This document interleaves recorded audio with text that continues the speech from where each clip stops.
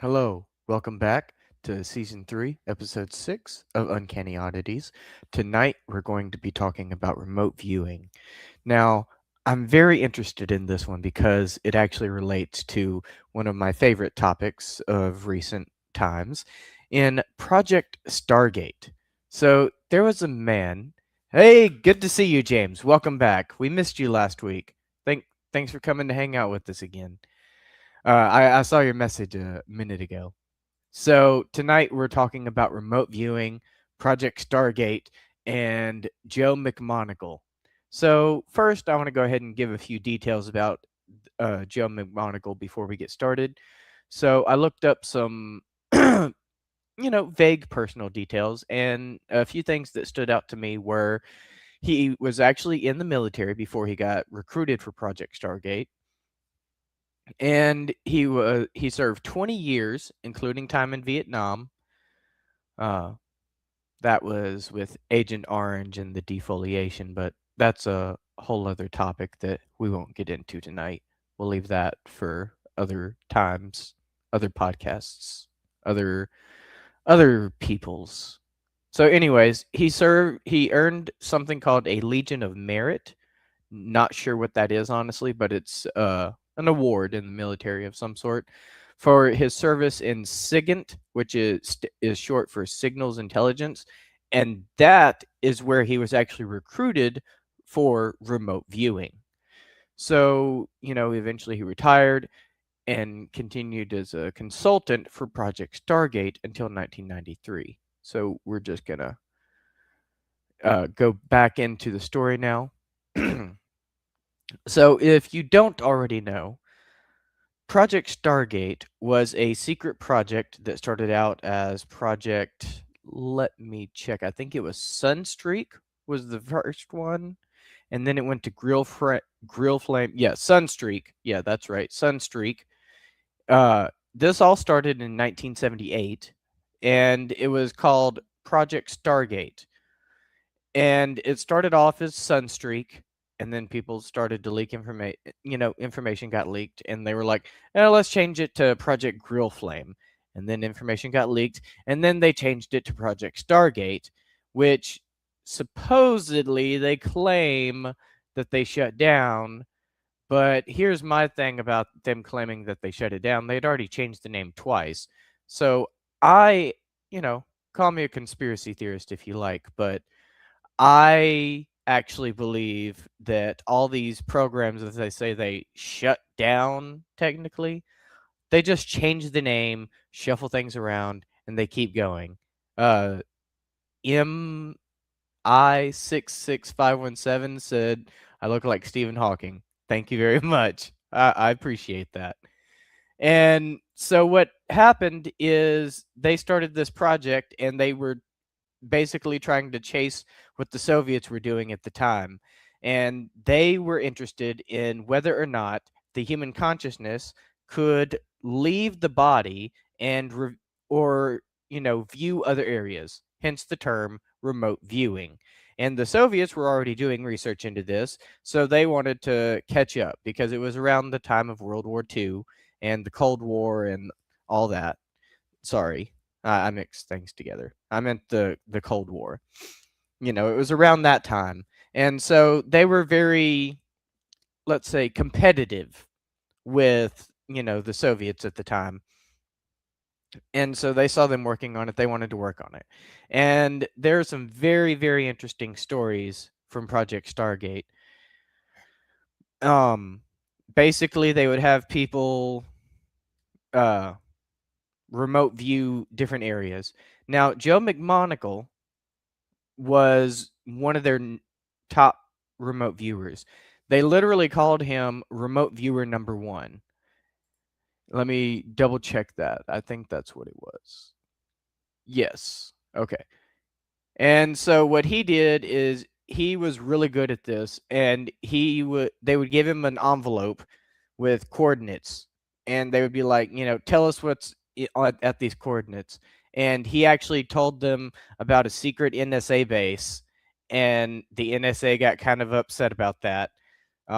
They weren't too happy that the Stanford Research Institute was using Joe McMoneagle to spy on them with remote viewing. And they didn't know what remote viewing was at that time, but they definitely were like, hey, this dude cannot know about that. How does he know about this? So they came in and they found their project, and all this remote viewing stuff. And they kind of, they were like, no, you can't be doing that. And then they kind of took over. And later on, he eventually remote viewed the moon. Now, here's the really interesting part. Eventually, he came around to a point where he started to remote view the moon. And when he did, he found aliens. You got to do the whole hair thing, right? Aliens. And he saw aliens on the moon, and they were working with humans in a secret military base.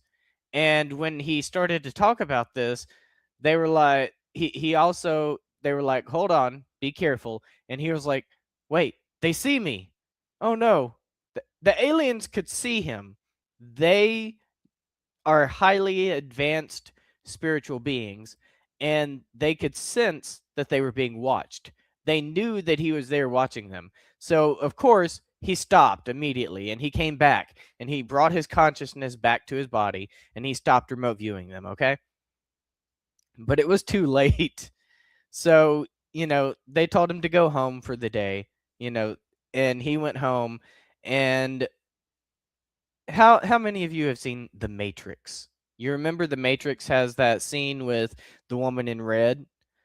Well, that's very reminiscent of what I'm about to talk about here, because he was at the grocery store, some random location, out and about doing his daily chores one day, and he saw this very attractive woman in a red dress.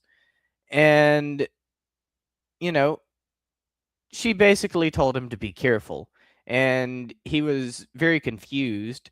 And then the the alphabet boys, they showed up and they basically kidnapped him almost. And they, like, brought him into their van or whatever, and they were like, hey, no, that woman is dangerous, do not speak to her, she is dangerous.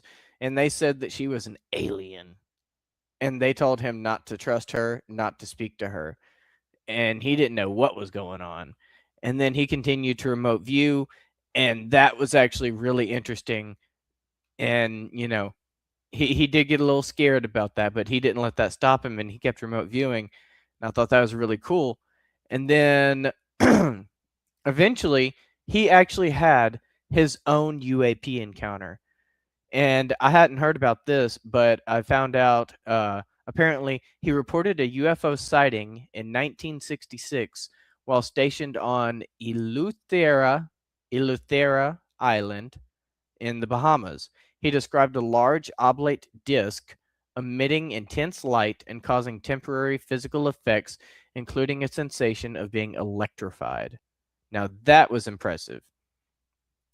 And there's another story about him doing remote viewing, and this one says that he also claimed to have remote viewed a massive pyramid-like structure on Mars and asserted that humans originated from sea otter-like creatures in a lab by extraterrestrial seeders, aka the ancient Anunnaki. We love the Anunnaki, right? He believes remote viewing transcends time, allowing perception of the past, present, and future, which is why they say that you can remote view the origins, you can remote view everything throughout time, old stuff, new stuff. You can remote view all kinds of stuff. And some people have even talked about remote viewing the crucifixion, and other people have talked about remote viewing the Ark of the Covenant and all sorts of really interesting things. So you can basically go anywhere at any time. And as a result, like, he could even remote view this big machine that they had under like 30 tons of granite, like deep, deep underground. And he was able to remote view that machine and tell them exactly what the machine was used for and everything. And there was another story where he was able to remote view a Russian submarine months before it released. And that same submarine that he remote viewed and spied on them before they released it was eventually used in the movie The Hunt for Red October, was actually based on the submarine that he was able to remote view. And it was the first submarine of its kind. And initially they were like, when he started explaining how it operated, like it was two submarines like smashed together almost. And when he started explaining how it all worked, people told him, "No, you can't do that. That's impossible. That, it would be crushed by the weight of the ocean." And then a few, whenever, however long it was, eventually it came out, and the Russians actually had that type of submarine like that. So he did know what he was talking about, whether they realized it at the time or not. So you can understand why, CIA, FBI, government agencies in multiple lands would be interested in this kind of research and technology, because it would be great for spying, you know, but at the same time, it's also kind of scary for them, because it just goes to show that they don't have any sort of protection. Like there's no way to protect themselves from remote viewers. So, what are they going to do? You can't really defend yourself from, like spiritual stuff like that with remote viewing. So they were very concerned about that, and that was one of the reasons why they spent so much money on this, millions and millions of dollars into the idea of remote viewing, because they were in direct competition with the Russians at the time, and they wanted to try to outperform them, outdo them, and get better technology and everything else. And some people don't believe in remote viewing, but I I think it's real, and I do believe that it's been scientifically proven. Like I don't it's complicated. I don't exactly understand how it all works. My understanding is very vague and superficial, but the way I understand it is they give you a set of coordinates or something similar to that, and you just have to try to close your eyes and like just imagine what that place would be like. Like it's complicated, but supposedly they claim that it has been scientifically verified. So do with that as you will. But my understanding is they basically, you think about what they give you, such as the coordinates or whatever, and then you don't try to get an exact location or anything like that, so much as you just kind of feel around and see what kind of sensations you get when you think about what they're trying to task you with, be it coordinates, random, you know, no context image or something like that. But like I said earlier, he was able to find an NSA base with this. He was able to visit the moon, Mars. Other people have talked about going to, highly restricted locations like Antarctica. And yeah, that, I had to bring that up. That's one of my favorites. And I've heard some people who do remote viewing have even said that Antarctica has very interesting technology. And I'll just put it vaguely like that. So that's pretty interesting, because I could go on for Antarctica about Antarctica for hours. Hey Cordell, good to see you. Yes, thanks for coming to hang out with us. We are talking about remote viewing tonight, and it's pretty interesting. And some people, well, I was just saying that some people have talked about remote viewing Antarctica, one of my favorite locations, of course. And they do talk about the way that they broke the atmosphere back during Operation Paperclip, but that's like a whole other topic. I'm trying to stay off the tangents tonight. So the one thing that interests me though is the similarities with astral projection.